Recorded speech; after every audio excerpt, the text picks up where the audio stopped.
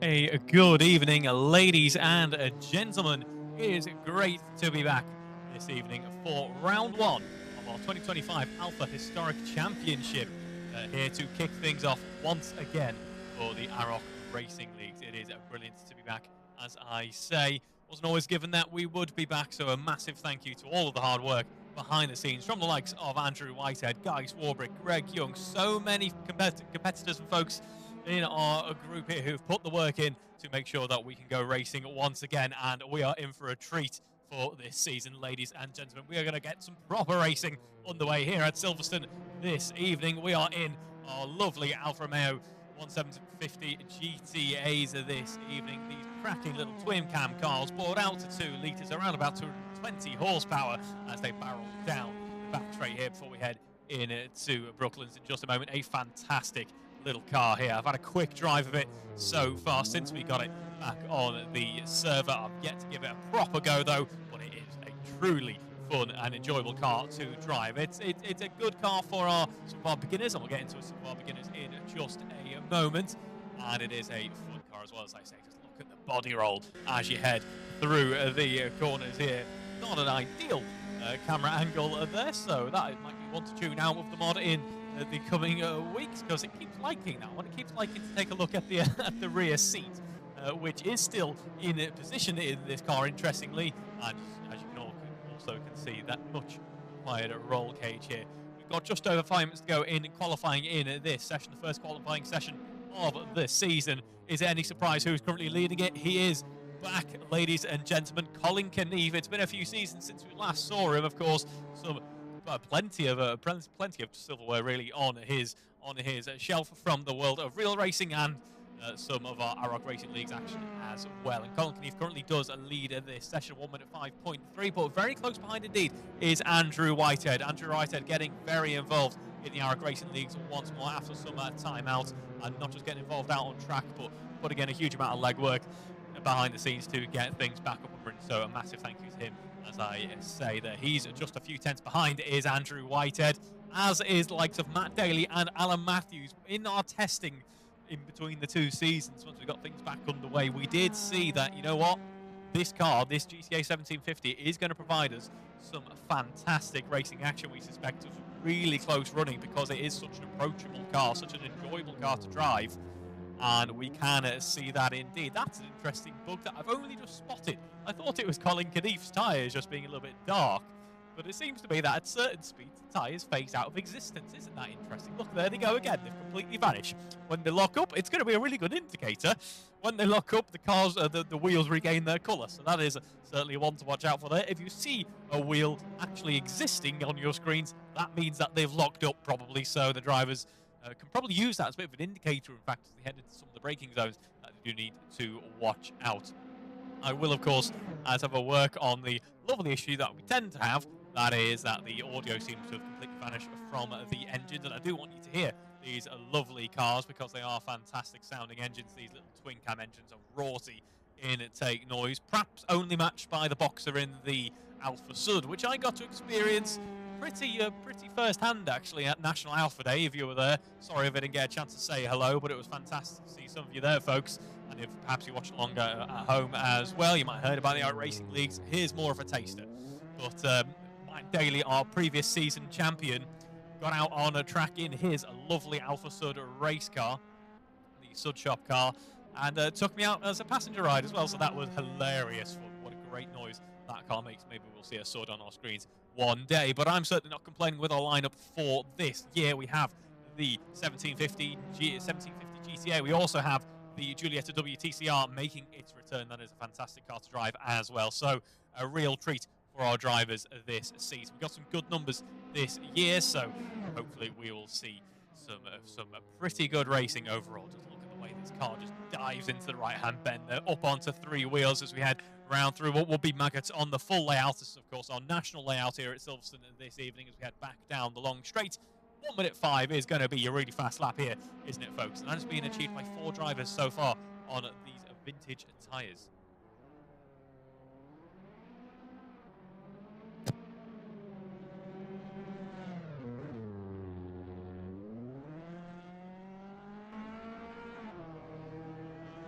Well, that's good news, isn't it, folks? The engine audio is back. That's what we want to see. So hopefully you get to hear these fantastic little twin cams revving their way across the Silverstone circuit here. These 105 series cars are very well accomplished in the world of racing. Stemming back 60 years now, would you believe it? So it's great to see them back out on track once more. Colin Knieve also back out on track at the moment. He has provisional pole, 3 minutes to go in this session. Whereabouts is he on track. He is heading down towards the Brooklands bend at this moment in time. He dives onto the brakes. I think the rear end lockup is going to be a common trait for these cars throughout this season's running. We have seen it plenty of times in our front wheel drive running, but we're going to see it in our 105 cars as well. I suspect that's because they do have a live rear axle. Please don't shoot me if I am wrong. I do believe that. Well, either way, it's pretty historic rear end tech on these cars, let's be honest. So they're probably going to bound around a little bit. It is a live axle, I have just confirmed. It's not leaf spring, it is a live axle on these cars. You get that typical live axle lean, haven't you? Using that non-independent nature to the best of its ability by kind of transferring the weight of while having that slightly softer setup that you get on historic racing cars here. We're still hitting around about 120 miles an hour in these cars, it must be said, on this circuit. That's a pretty impressive thing. I want to leave it on the automatic camera so you get to see a bit more of what's going on throughout the field, but it's not letting me because it really does like that interior view here. Let's go through some of our new drivers then. New drivers, we have Andy Webb joining us for the first time this evening in that brilliant pink and white livery. It makes me a little bit hungry actually, but it is great to see the new faces on the track. Miles Davis as well, currently running in P9, the National Tyres liveried car there, a yellow and red, very retro, very reminiscent of some earlier livery, so great to see that car out on track as well. He's currently running around about P9 with Paul Milner and Guy Swarbrick for company.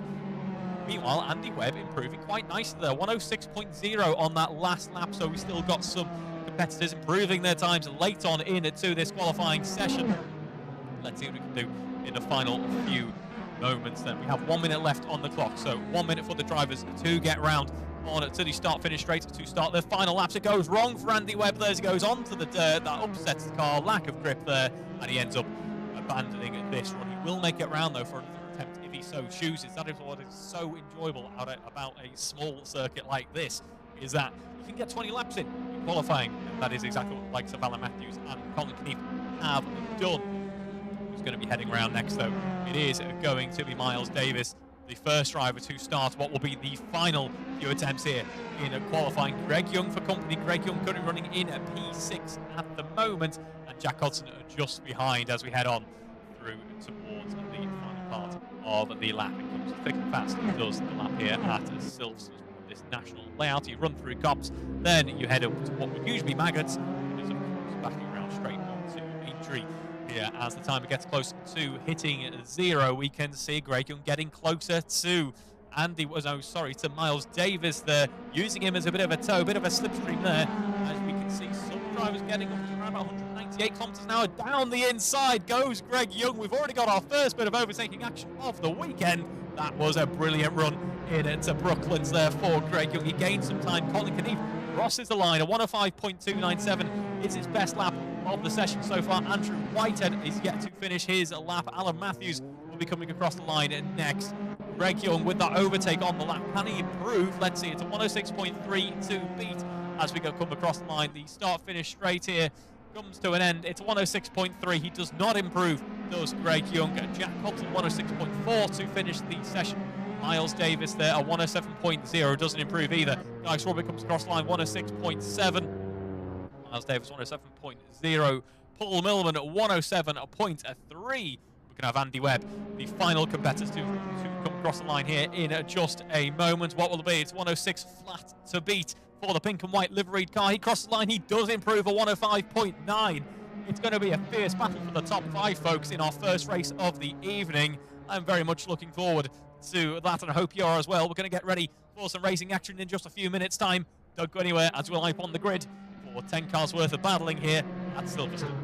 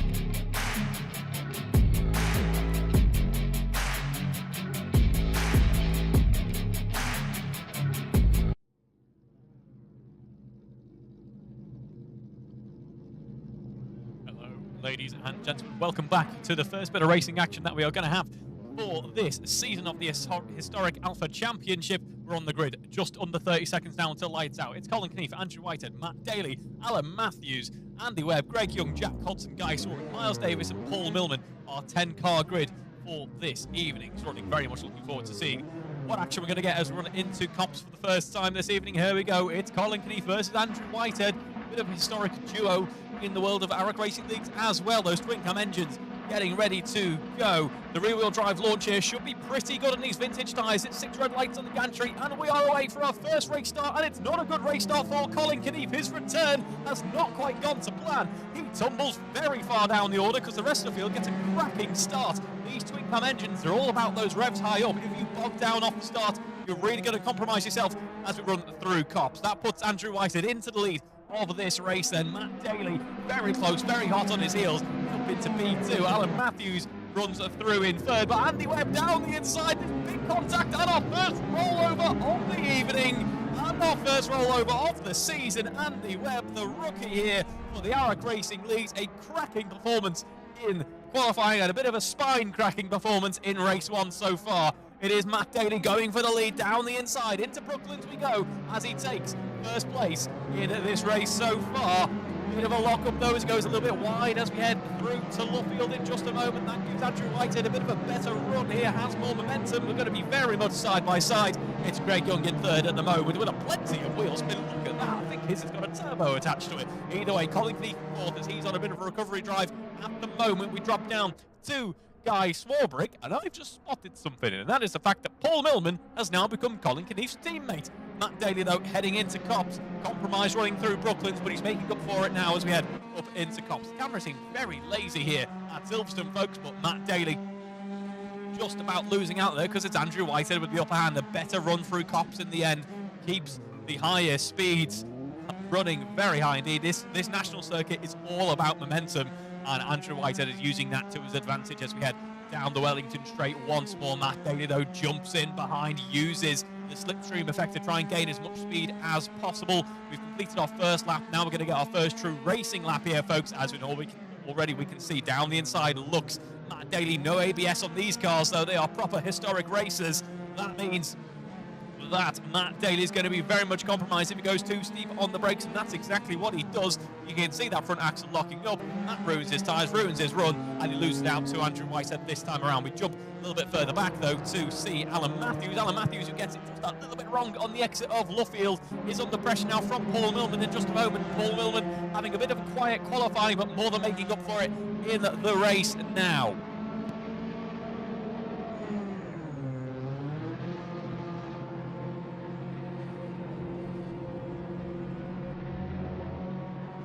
We're looking just a little bit further behind the leaders at the moment, though. In fact, we're going to jump to the leaders as Andrew Whitehead just had a massive lock up there as we head up through Maggot and down towards Aintree in just a moment.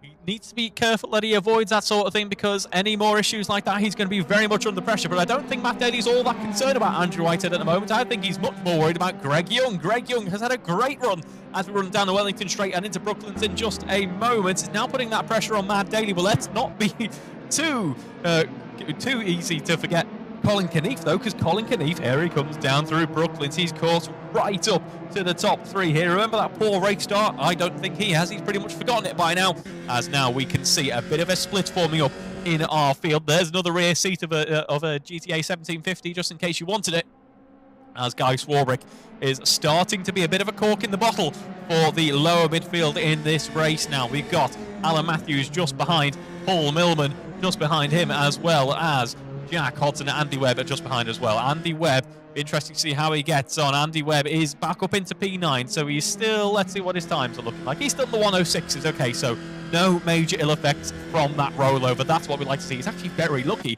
that the car fell back on to all 4 wheels, because we've certainly seen that not be the case sometimes. Meanwhile, Miles Davis, a little bit further back, didn't quite see what's going on, but it'll be a fantastic bit of experience for him in this first race for the reverse grid race coming up in just a moment. Meanwhile, down the inside, what a move. Colin Knief, I doff my hat, sir.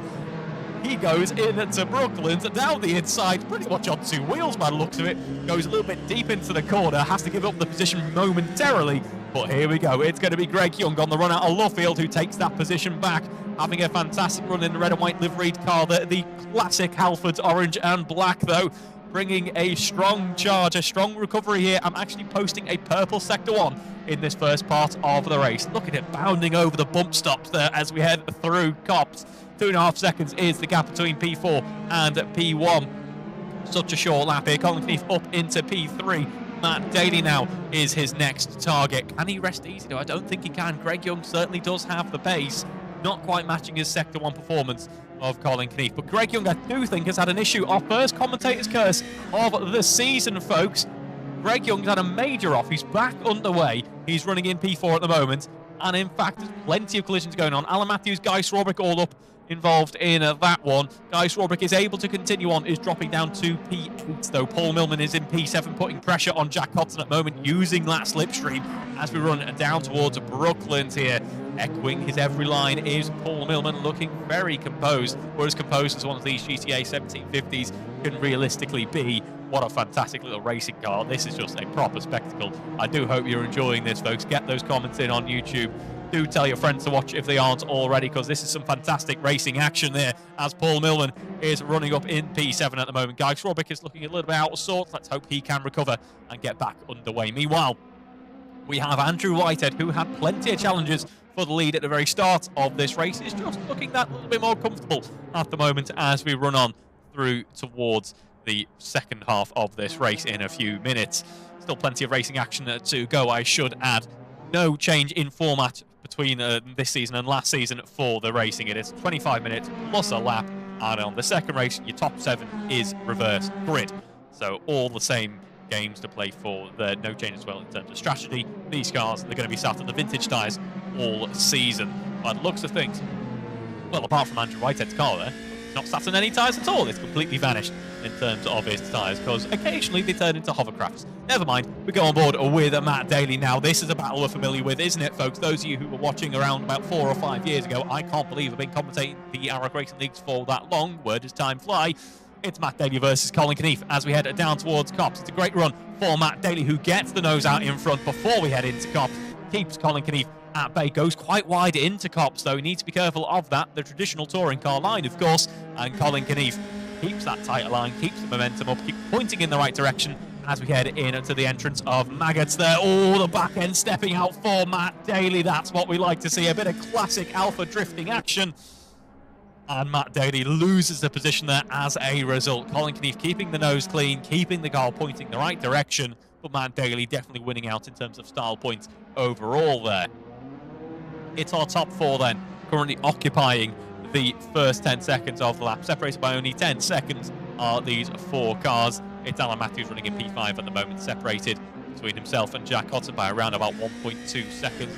Is a pretty consistent gap to Greg Young as well. Greg Young pretty comfortable in 4th at the moment. He had a pretty compromised lap a few laps ago, but is now looking just that little bit more settled. 6 laps in to this race. There'll be plenty of laps to go in this race. These old twin cams as well, of course. It's old technology, folks. It's a crack little engine, but it ain't the best on fuel.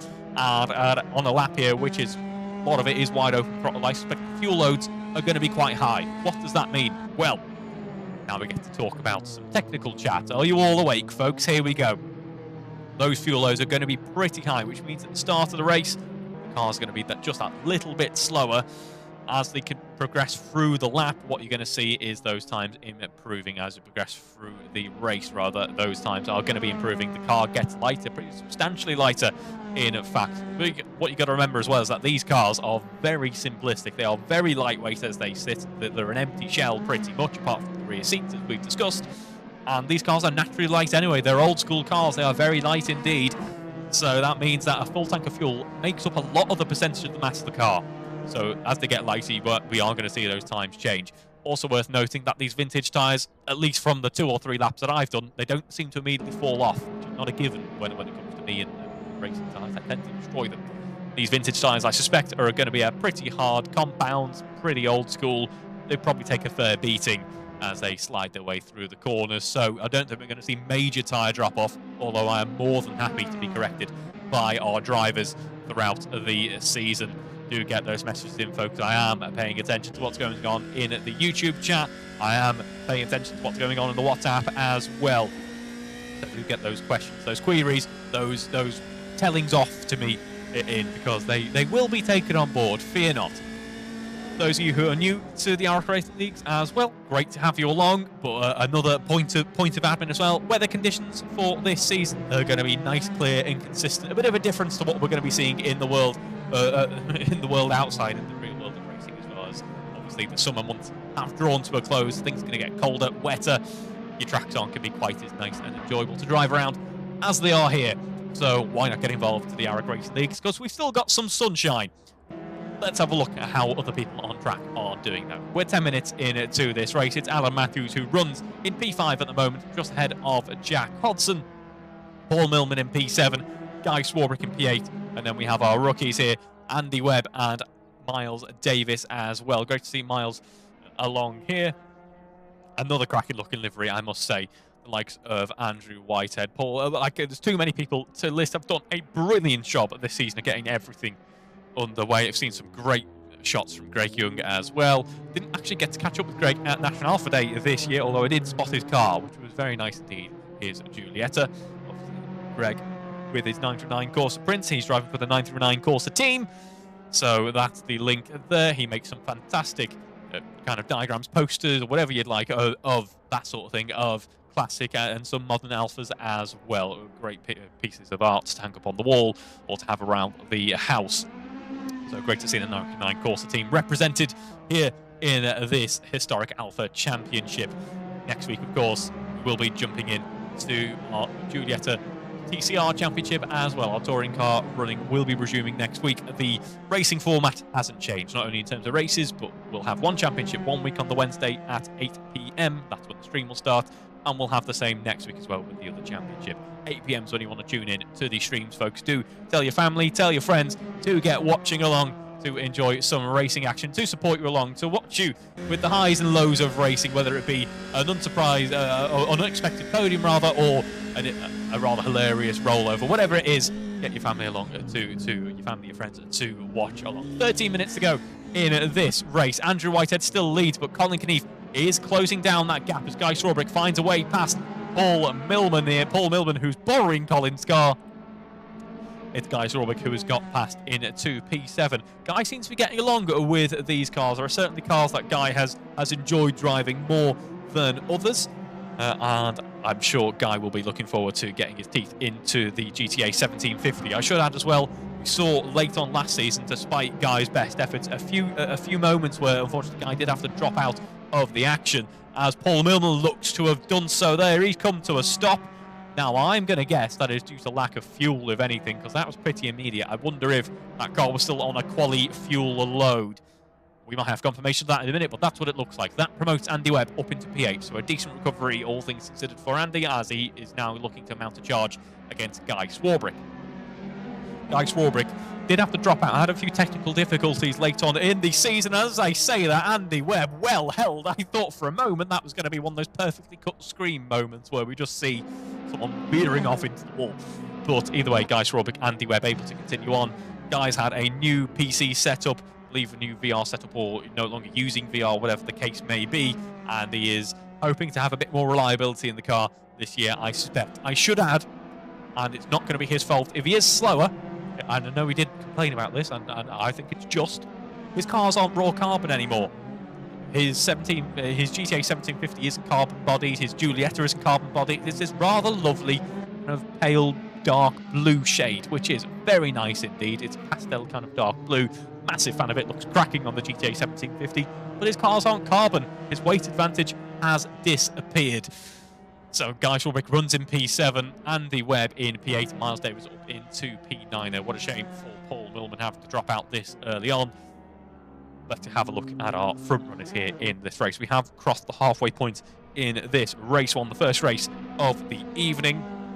Looking forward to reporting on this one in our next Alpha Driver magazine issue. Also in a podcast that you link it just a little bit here, folks. One of the upcoming podcasts in the next coming months will be on the return to the AROC Racing League's action. So do stay tuned for that one. Myself and Andrew Whitehead. We're actually going to go record it after race 2 here. So that'll be plenty on my mind, still fresh on my mind. I'm going to try not to commentate my way through a podcast, which I have certainly done. I mean, after dropping out of commentary sometimes. Either way, some action out on track as we look at another rear seat. It's Matt Daly it's Alan Matthews and Greg Young getting involved in some proper touring car action. And what I mean by that is a bit of trading paint going on. Let's watch them as they head into Cops. I just love the look of these cars. They are sat with that negative camber on the front as they dive over onto one side of the axle. It is fantastic. Greg Young up into P3. Matt Daly drops down into P4. No, he doesn't. That's just a technical issue on the timing tower side there. There we can see, though, Greg Young taking a tighter line on the entrance into Maggots. Meanwhile, Alan Matthews kind of sliding his way around the wide line. That keeps the momentum up. It works for him as he heads on to the Wellington Straight once more. Let's see if that momentum stays with him as we push on into the final part of this lap. Of course, on the GP layout, this is one of the earliest parts of the lap, but it is the final part for the national circuit, which is a bit more suited to your touring car stuff. These cars, they just look so underdamped, don't they? I mean, to be honest, my daily drive at BMW feels a bit like this at the moment after a trip out to the Nürburgring and through the Italian Alps.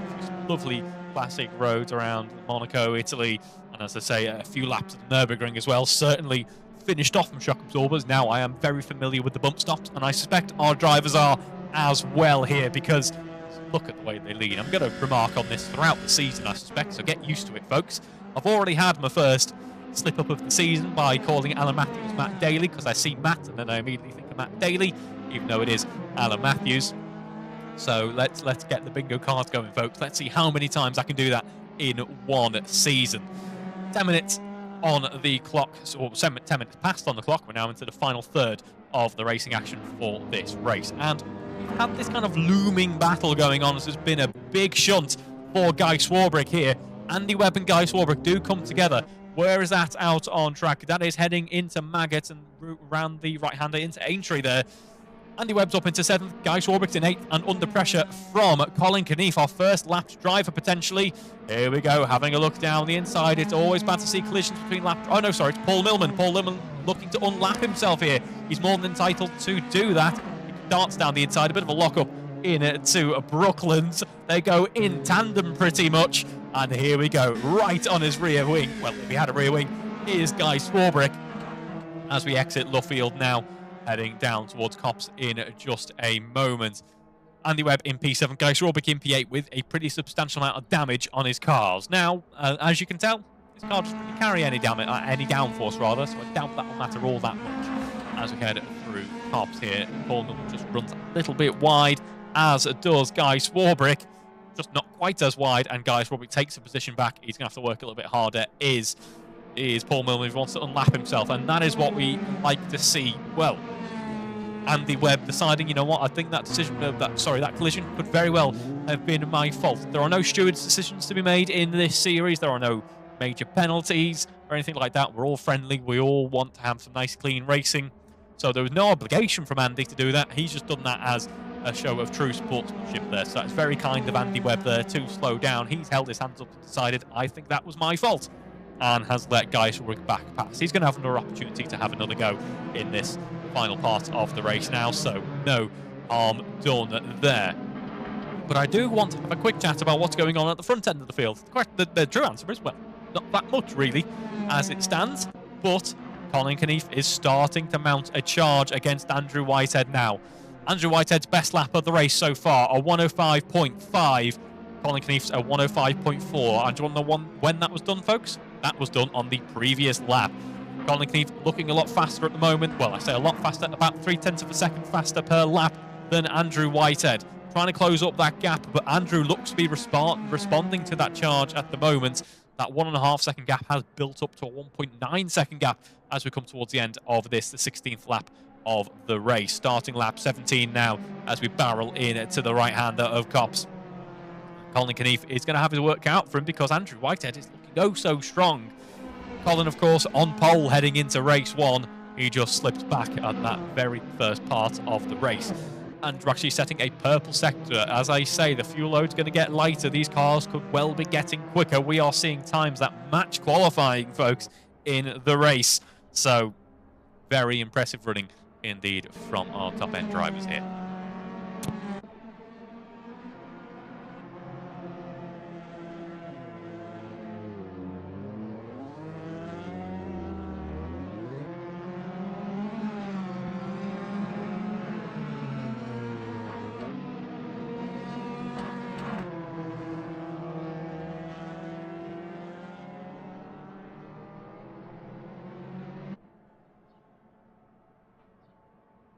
That gap looking pretty consistent as we head around to start the next lap. Final 5 minutes of this race now underway.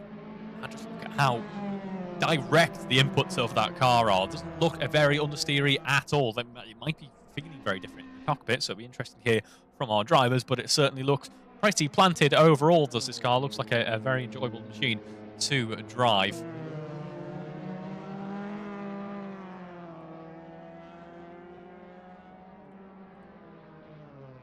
Let's see if car stays as enjoyable in the final few minutes of this race. Miles Davis running in at P9, so a couple of points to pick up here. Start off the running, which is what we like to see. And there we have Paul Millman with another stoppage in this race. He will still be classified in this action, will Paul Millman. It's just not in the position I'm sure that he wanted to be in, not the way he wanted to start this season, and he actually does DNF from this race. Hopefully he gets whatever issues he has had sorted ahead of the second race, and he is able to continue on.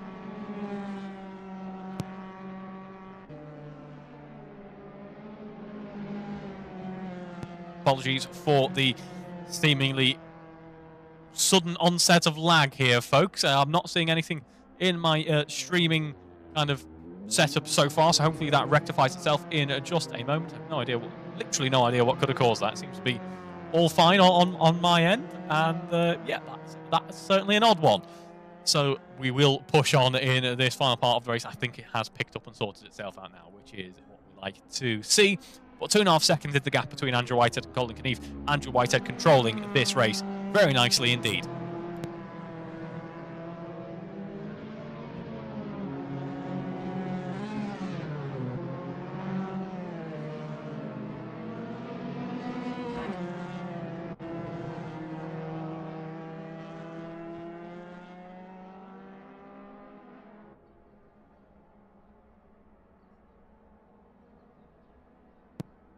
Here we see that it is Andy Webb being very courteous and considerate to our front-running drivers here. Again, no obligation for him to do that as long as he isn't massively impeding or contacting drivers. But he's just playing it safe, playing it very, very cool, calm and collected there, and running in 8th at the moment, allowing our front-runners to get back past. And we'll be cruising home for another couple of points, and that is a nice thing to build upon as we head into this second race. He'll be hoping to get into P7 if possible in the final couple of minutes, because that will promote him into pole for the reverse grid race. Of course, the top 7 are reverse order in this series. So as it stands, it'll be Guy Swarbrick, who probably doesn't want to change position, doesn't want to close up to Jack Hudson, because they will be starting on the front row of the grid alongside Jack. And it will be Greg Young, Alan Matthews, Matt Taylor, Colin Knief, and Andrew Whitehead kicking off things in this the first racing evening with a reverse grid race, of course, coming up in just a few minutes. 2 minutes to go on the clock now. Colin Knief has not found a way to close up to Andrew Whitehead. A bit of a force in these GTA 1750s is Andrew Whitehead, so it seems there was a toss-up actually between the GTA 1750 and another classic 105 115 series racer. But the other one was just a little bit too aggressive, I suspect, for our drivers. I did have a go at that car around Goodwood, and it was a very tricky beast indeed. But just look at Colin Knief's car there, diving onto 3 wheels, that back end picking up. I hope these have got a proper limited slip diff, because otherwise you'll be losing power there. I suspect these do, as it was, I believe it was optional on some of the factory high-spec cars early on in the run for the 105 series. So I imagine these races will have not have an open diff as well. Andrew Whitehead, if there was any threat from Colin Knief, he's certainly doing a good job, though, of keeping it at bay. Purple sector through sector 1. It was 33.690, and that's another thing. Obviously, these drivers have had plenty, have got some practice in, have had some quality runs, but now they've had race one to gain even more experience. We're going to see plenty of experience for these drivers as we head into the second race of the evening. So let's hope that they have a great run out here as we run through Intercops once more for Andrew Whitehead here. Now, as it stands, he's just started this first lap, which means that this will be the penultimate lap of this race, folks. As he heads around the start-finish line once more, it will be to start the final lap of this race.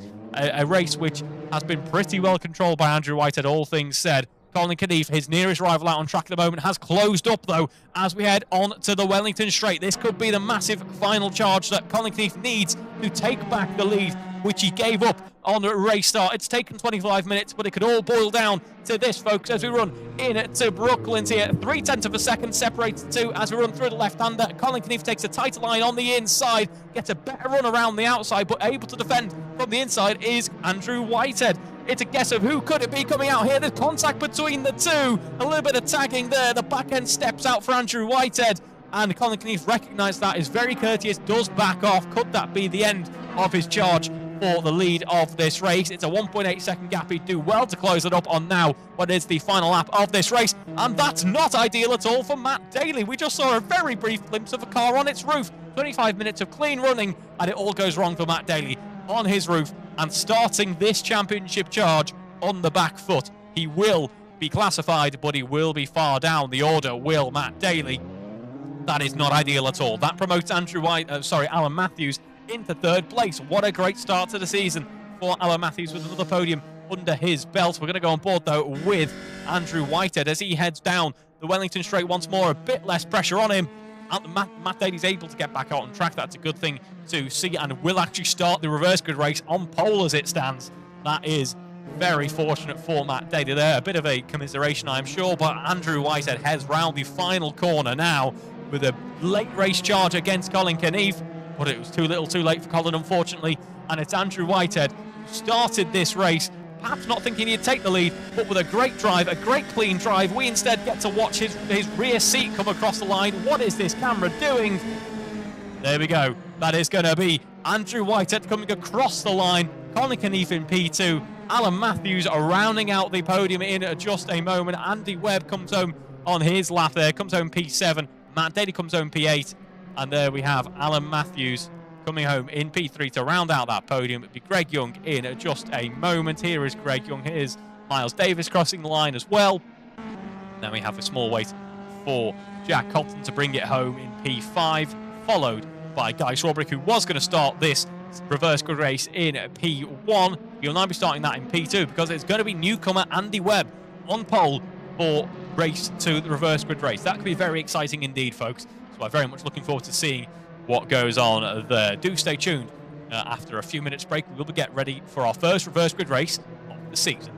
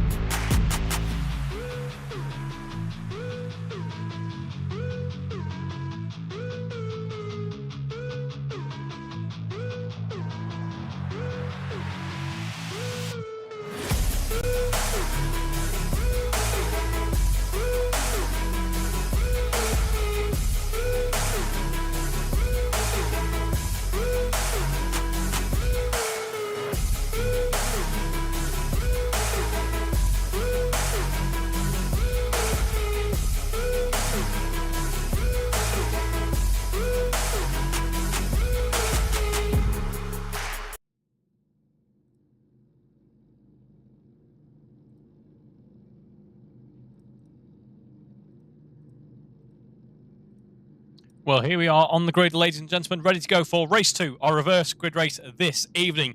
A different order for the running. Here's our rundown. It's Andy Webb and Guy Strawbrick on row 1, Jack Hodson and Greg Young row 2, Alan Matthews, Colin Keefe row 3, then we have Andrew Whitehead, Matt Daly row 4, Miles Davis and Paul Millman round out our 5-row grid for the evening's running here, our first round of the season. Let's get ready for another race launch. Let's see how it goes this time around with a completely shuffled order. We do have a 6 red lights on the gantry, and it's a jump start there for Andy Webb. What a shame there. A bit of a rookie error. It's always going to happen. We've seen our experienced drivers do it as well. And the best that Andy can do at this point is to just absolutely go for it. Head round the lap as quickly as possible, Andy. Use this advantage of no cars putting pressure on you, because you've got to dump into the pits anyway and serve a penalty. So Andy Webb is going to be knocked out of contention, at least for the first part of this race. This means our effective race leader is Jack Hodson.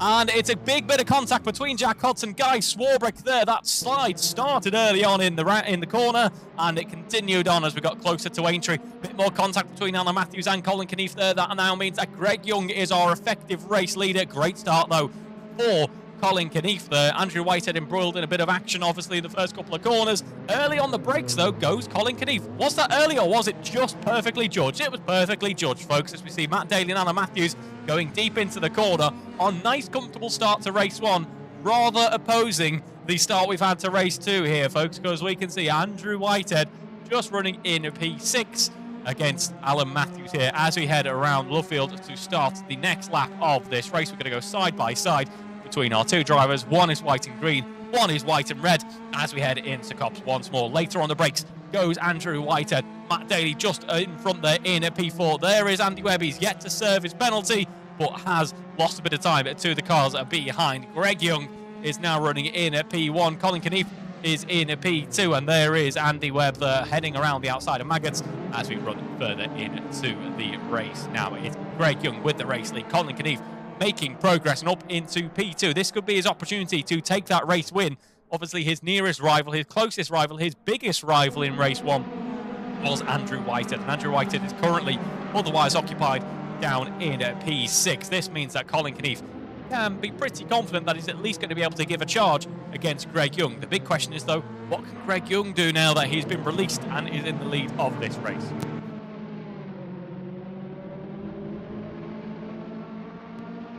Continue on down towards the next part of the lap, in fact, as we get our first true racing lap of this race completed now. To 106.6 for Greg Young, 106.1 though for Colin Keefe. Colin Keefe is certainly closing up and is very much in the battle for the race lead in this one. Folks, it's Matt Daly in P3. Don't count Matt out. Obviously, he had an unfortunate end to race 1.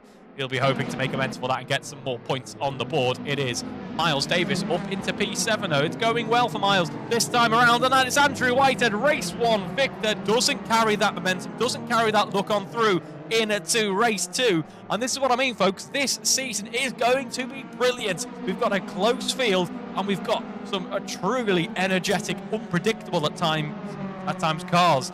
And what that means is someone who has a comfortable run in race 1 might find themselves with major difficulties as we head into the second part of the evening. Colin Keefe, meanwhile, does in fact take the race lead on that run into Brooklands. He seems like such a specialist at that corner. He knows perfectly how to navigate it, and perhaps it's unsurprising that the move was done there. Greg Young, though, this is a prime opportunity for him in this race. What he can do at this stage is learn from what his rival has done. Can try and pick up a few pointers here or there, can echo his lines, follow him through some other corners, and maybe pick up a few tenths here or there if that is possible. So Greg Young is still not very completely out of the count in this race at all, as he now has a bit of a slipstream as well down the straights to gain a bit more top-end speed here. As we see, Matt Daly gets past Alan Matthews, but Alan Matthews has a bit more momentum. He's trying to find a way around as we run through the entry right-hander and head back down that Wellington Straight where we've seen drivers hit top speeds around about 198 kilometers an hour. That's the case for the car we were just aboard with. Alan Matthews, who has a look down the inside, gets a nose out in front as we head into Brooklyn, sees the gap and absolutely goes for it. That is nice work from Alan Matthews there, but Matt Daly tries the same move on him down the inside, heading into Losail. What can Matt Daly do is a phrase I've repeated so many times, but what he can do there is get that move secured and back into P3. Nice work from our drivers here. Let's have a look elsewhere in the field, though, and it is going to be Andy Webb. Andy Webb having a bit of a turnaround in this race, and obviously did have that jump start. Don't know if he served that, or if he does have to serve that. Usually, you get disqualified if you haven't served it by 2 laps. I don't think he needs to, as it turns out. Running in P5 at the moment. Did gain a few seconds on the start, of course. We can't forget that. But now we see that Colin Knief has found a way back past Greg Young, after Greg Young seemingly had a bit of a charge for him. Here we go, though. It's going to be Andrew Whitehead against Miles Davis. Miles Davis having a more enjoyable time out there in race 2 at the moment. So it seems currently running in P7 and hoping to at least stay there or push up further through the field to gain a few more points in the championship standings. But obviously everyone picks up points in this race with 10 competitors. You'll be hoping to progress throughout the season. But it's a nice start for our 2 new rookies, so a big welcome to those drivers there. They're certainly in distinctive liveries. You can't miss them. Colin Knief, meanwhile, is leading this race after the first 5 minutes is all said and done, leading by 1.1 seconds ahead of Matt Daly. That's 3.6 seconds is the gap. And then Alan Matthews is just behind as well. Andy Webb running in P5, a great start, a great turnaround compared to race 1. Obviously, we had a interesting race start, a bit of an opposite effect to Colin Knief in race 1, shall we say? It's Andy Whitehead in at P6, Miles Davis P7, Paul Millman P8, Guy Swarbrick P9, and then we have Jack Hodson running around in P10 at the moment. The entire field separated, or covered rather, by 20 seconds on this lap. I should mention, of course, I haven't mentioned it so far, one of the biggest changes, perhaps, of this season for the running this year is perhaps the most important one for me personally is the retirement of a dear friend. If we look over here, folks, what do we see? We see the camera car being a, well, we try to see the camera car being a GTA 1750. Would you look at that, folks? I'm matching what everyone else gets to drive, and the same is true for the Giuliettas now. No longer will we see the 75 rather, on its anniversary year, no less, sitting around at idle. We are retiring that car. That poor thing's had a hard life for the past few years of doing nothing but idling. And what this does mean is that if there is a quieter evening, or if there's something I'd like to point out on track during the qualifying, or maybe even practice session as well, for starting things a little bit early for our eager viewers, Reeve can head out on track and see what's what out there. So we might see that every now and again in our running. I'm not promising anything, and I'm not threatening our drivers with that. Fear not, I won't ruin your weekends on every weekend. We might see that every now and again. Reeve might get out on track and do some commentary from inside the car. Would you like to see that, folks? Do let me know. Either way, Colin Knief leads this race by a 3.4 second margin. That's the biggest margin we've seen to lead a race by so far this evening, which I think is pretty impressive. So nice close racing in race 1. Andrew Whitehead, meanwhile, finds a way past Andy Webb and gets up into P5. A recovery drive this will be for Andrew. He is 10 seconds down on the race lead, and we still have 17 minutes to go in this race, so all is certainly not said and done just yet. Our fastest driver out on track at the moment is Colin Knief with a 105.3. That is a nice, impressive time there this early on. As I say, in race 1, the fuel load should get lighter, the cars should get faster. That is certainly the case for Alan Matthews, who got a 199 km/h speed through the speed trap. That's impressive stuff there for Alan Matthews. So can we eclipse the 200 barrier? It would be mighty impressive for these old twin cams to do that. We'll see if it can be done. Here we go then. Colin Knief is out on track at the moment, leading this race with a 4-second margin.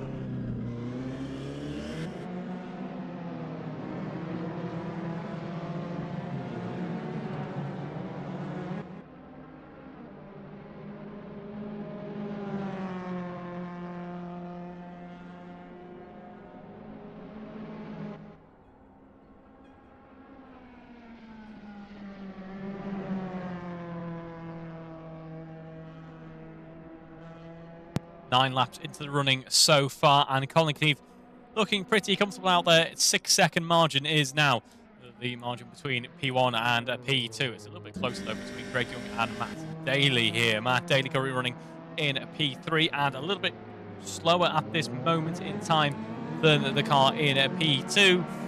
Alan Matthews though, 105.9 on that previous lap. We can see him keeping close quarters with Matt Daly there. And let's not forget Andrew White as well. Andy Webb as well. Really not far behind. We're seeing some great close running between our mid-pack drivers here. That is fantastic stuff to see. I will have a look at trying to sort these cameras out because I'm currently either I'm looking at the rear seat or I'm inside the driver's seat, which is not ideal. So I'll do my best to see how I can sort that. Jack Hodson, meanwhile, further down the order, has found a way past Guy Swarbrick. Guy Swarbrick is looking pretty strong contender, I must say, for the all-important my Reeve's favourite livery competition. It must be said, I really like some of the vibrant retro-inspired ones, but there's something about the classic colour palette of Guy Swarbrick's livery there, which I do quite enjoy. Is a very important thing to note on the stream, folks, but this is a bit more important. Here we go. The battle between Greg Young and Matt Daly is very much underway now as we head into Maggot. A bit of a point of contention throughout the race too so far, especially at the early part of the race. As we get closer to the halfway mark now, Matt Daly is right in the slipstream of Greg Young. I don't know how effective the slipstream is here at these ultra high speed corners. These cars don't have much in terms of aero on them anyway. And I think they're running out of revs. I think we're banging off the rev limit, or what these twin cams are capable of, as they head down these straights. So the slipstream isn't going to do anything for you because you're limited by gear. I think that is what is happening here. We're not seeing the time the straight line speed massively improve when drivers are in slipstream.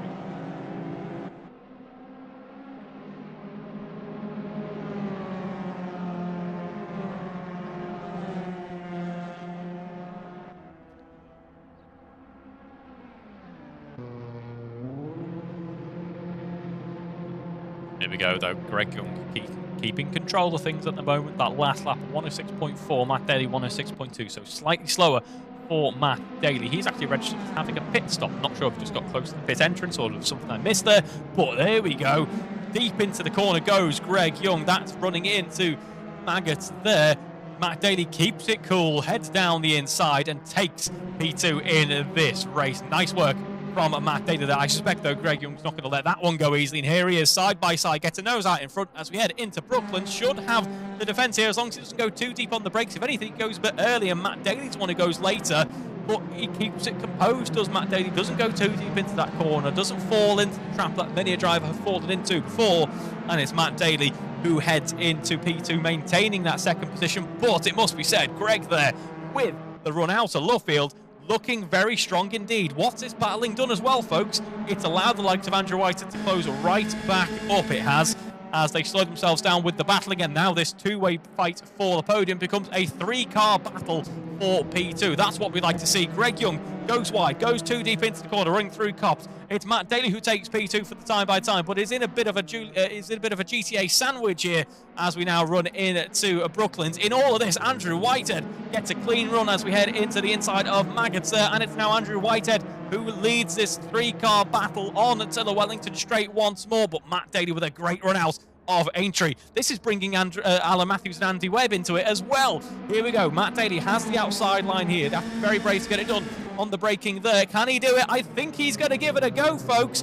Can't quite see it, unfortunately. Here we go. Goes deep into the corner. Did have a nose out in front, though. Has to come back onto the circuit. Is very wary, of course, of Andrew Whitehead, who heads round the right-hander and on to the start-finish straight in just a moment. It's the exit of Luffield, that all-important run that takes you towards Cop. You've got to keep that momentum up, and that is exactly what Andrew Whitehead has done as he gets a nose out in front once again, gets in front of Matt Daly, but Matt Daly has the inside for Cops here. The right-hander comes up next. 10 minutes on the clock, folks, and it's a great view there of the two cars diving onto the left-hand axle there, and it's all gone wrong for Andrew Whitehead and Matt Daly as well. Matt Daly makes contact with Andrew Whitehead as well. A bit of a collision there. Alan Matthews promoted to P3 and all that. Matt Daly is able to continue on, but Andrew Whitehead caught out big time there. What a shame. And Matt Daly's on his roof, but not the first time this weekend. We cut to Matt Daly as he's on his roof. He retires out of frustration. That is a great shame there for Matt Daly. A pointless, well, not a pointless, but a fruitless evening worth of racing as he retires from the running. What a shame there. Previous season's champion not starting this championship off in the way that he would have wanted. Greg Young then, after all is said and done, maintains P2 in this race. Alan Matthews running in P3. Andy Webb promoted into P4. What a fairy tale first evening's worth of racing with us this could be for Andy Webb as he runs in P4 at the moment. He's certainly had the pace. We saw that in qualifying. What a drive it would be to get in the top 5 in the first bit of running. Andrew Whitehead does continue on. He is in P5 though when he's battling for P2 a moment ago. That has got to sting a little bit. Let's see what he can do though in the final 10 minutes of this race. Plenty of action going on further through the field, and we have another example of commentator's curse really kicking off with a bang here this evening. I went on to go and say, look at how close it is between Paul Millman and Jack Hodson. There was contact between the two drivers. Jack Hodson spearing off to the infield there. He is able to continue on, but does drop back just a little bit. After all that battling then, it's Greg Young up into P2. Colin Knief looking rather comfortable out in front, it must be said. 12 seconds is his lead, and it's Alan Matthews in P3.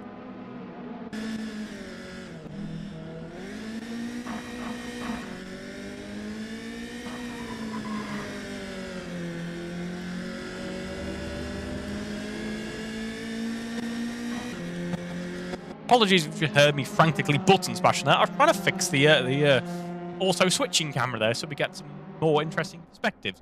But no, it's going to be rear seat and rear seat only, unfortunately, folks. So we'll work on that one at a future point in time. Here we go then, on board with Greg Young at the moment. And it's 13 seconds, the margin between Greg Young and Colin Knief, with 8 minutes left on the clock.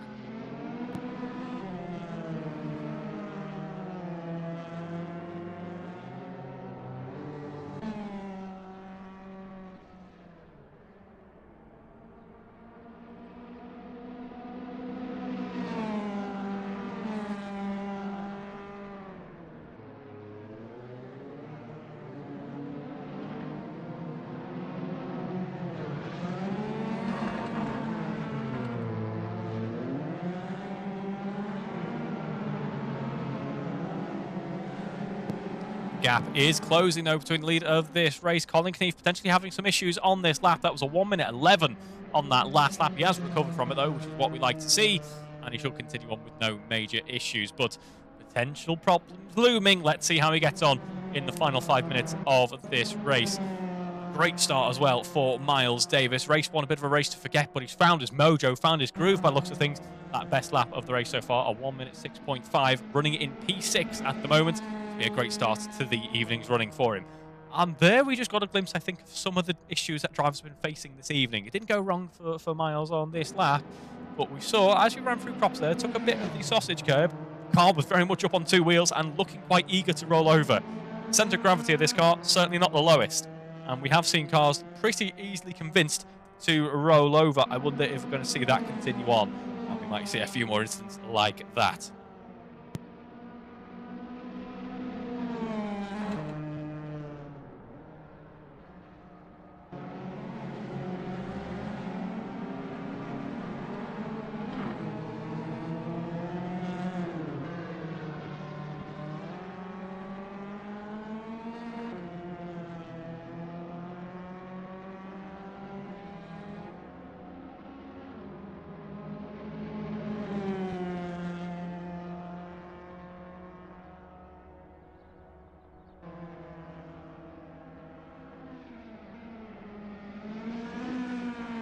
Another retirement, unfortunately, for Paul Millman. That leaves 8 cars left in the running in this evening's race 2 then.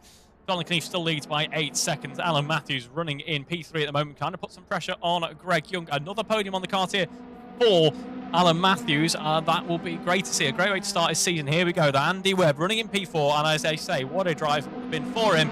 I have a feeling that Andrew Whitehead's going to rather rain on that parade ever so slightly. Has a look down the inside. Puts up a bit of a fight though, does Andy Webb. Just about leaves him enough room. Great overtaking move there by Andrew Whitehead as we run in to Brooklands. Deep on the brakes we go. A bit of contact there between himself and Andy Webb. Andy Webb just not expecting the pace delta. I can't imagine that. And Andy Webb very courteously is running at a bit of a slower pace before we get back underway. Unfortunately, Andrew Whitehead has lost a bit of time there to not only Andy Webb, but also Miles Davis. That promotes Miles Davis up into P5. And there we go. It's our top 5 changing pretty substantially overall. Our 2 rookies in this race, Andy Webb and Miles Davis. A bit of a racing incident there. I suspect it's always going to happen, isn't it? Especially when we got such historic race cars like this. Andy Webb, though, I think is backing off, as I say. Yeah, that looks pretty courteous of him. Nice to see sportsmanship there. He will allow, I suspect, Andrew Whitehead to get past if that is the case. Hopefully they've not put words into his mouth or put any pressure on him to do that. Greg Young, I am sure, just happy to be back out and running in the AROC Racing Leagues. As I say, it wasn't necessarily a given there, but everyone's putting so much work to make sure that things can get back underway. And there goes Andy. What a true gent he is there to allow Andrew Whitehead past like that. Andrew Whitehead back up into P5. He's lost position to Miles Davis, but that's perhaps unexpected, shall we say, because Miles Davis, he had some decent pace. We weren't, but he's a new driver to the season, and you know, race 1 maybe a bit of a knock to the confidence. But look at him now, running in P4. That's why we have these reverse grid races, folks. It delivers a true change up in the order like this. Andrew Brammer makes a very good point there. I was thinking, how on earth did they make contact like that? Andrew Brammer watching along here. He says, looks like netcode, a bit of potential lag between the 2 drivers or something going on the server or within the setup itself, because yeah, they weren't really that close. He says, no idea, I put it on the roof. That just seems to be the way, Andrew, of these GCA 1750s. They like being on their roofs, it seems. We might be seeing a bit more of that. It will probably bode well for Bathurst, where obviously they might get a bit used to being upside down. But yeah, it's certainly a less than ideal position to be in this season's running, if we do see a bit more of that so far. 3 minutes left on the clock then in this running. Colin Keith looking pretty comfortable out in front, it must be said. Of course, we'll have the same venue for the Juliettas coming up next, but in the next the historic racing action that we will see in a fortnight's time, and police report, it's going to be at Anglesey. We do like a bit of Anglesey, don't we? It's a fantastic venue. You can go there and enjoy some track day running as well, of course, and it's actually pretty local to me as well. But yeah, Anglesey will be next time we see these GCA 1750s out on a track, and Greg Young and Alan Matthews looking like they could be poised for a bit of a battle here, so we're going to go on and watch them navigating this final few laps of the race.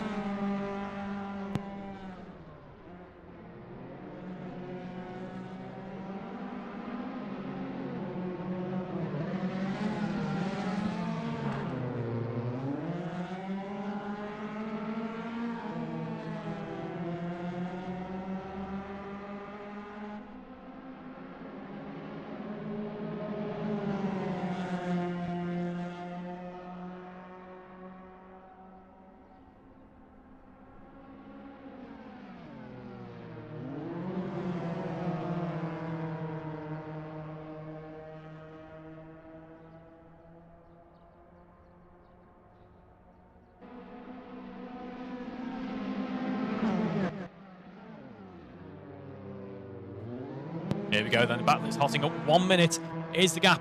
1 minute to go in this race. Half a second is the gap between Greg Young and Alan Matthews as we head down the Wellington Straight once more. Andrew Whitehead eventually gets back past... that is Andrew Whitehead getting past Miles Davis, so he has worked his way back up into P4 where he was before that collision. And here we go. It is going to be Greg Young on the defence here, down the inside. It's not the traditional defensive position that we've seen, but it certainly worked. He was wise to Alan Matthews' trick. Was Greg Young there, and maintains P2 for the time being. 13 seconds is the margin between Greg Young and Colin Keith, but it's going to be P3 is what Greg Young is focused on, because he wants to make sure P3 stays behind him as we now head on to what will be the penultimate lap of this race. Let me just double check that's where Colin Keith is. Colin Keith, yes, is currently running on the penultimate lap of this race, but we've got plenty of action for the podium, just like we did in race 1, would you believe it? We end up with a fairly similar result, different drivers, of course, but a fairly similar action-packed end to the race for our drivers here. What a racing evening it has been as well. Guy Schrobick finds a way past Andy Webb here. Andy Webb, a race that was going so well for so long, has unfortunately coming home in P8 as it stands, which is a great shame put in a mighty effort, he will still pick up points, and hopefully can build on this evening before we head into Anglesey for the next GTA 1750 race. Meanwhile, we head down through Brooklands here, and it's Greg Young with 14 seconds to go between himself and the lead, as I mentioned, who still maintains P2 for the time being. These two are clear of P4, P5. They can just focus on this battle for the order of the podium. It's not a battle for the podium. They're both going to be on it. It's just going to be a case of where do they stand on it? I say they're both going to be on it. Who knows what could happen in this final lap of the race? The final lap that Colin Knief has started in a position. Oh dear, we've had a. Oh no, we haven't had another potential issue. Never mind. A position then that Colin Knief looked like he was poised to try and take all race weekend. Had a fantastic qualifying, a traditional Colin Knief qualifying. It wasn't to be in race one though, with that unfortunate race start. He had a bit of a torrid, well, not a torrid time, but a tricky time out there on track. He's made up for it though in race two and leads this race with a pretty commanding 15 seconds.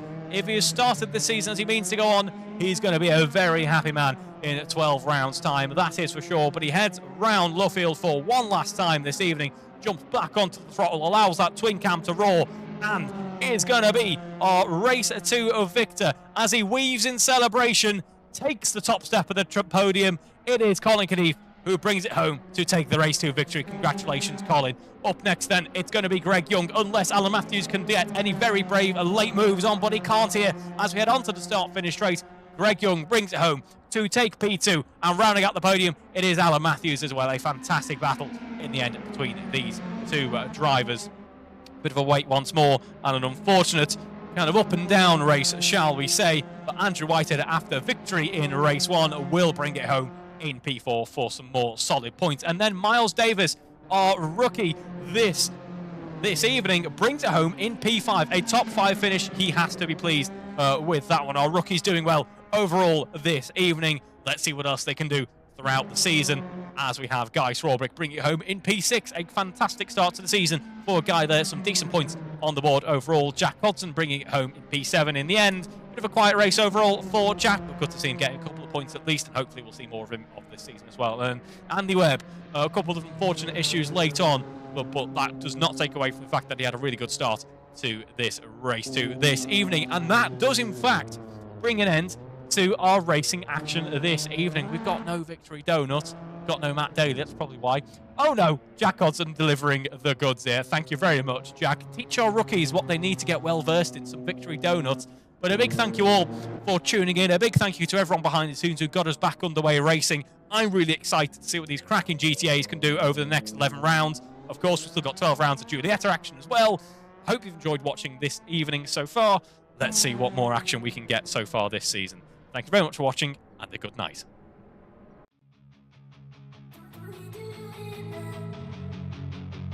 We do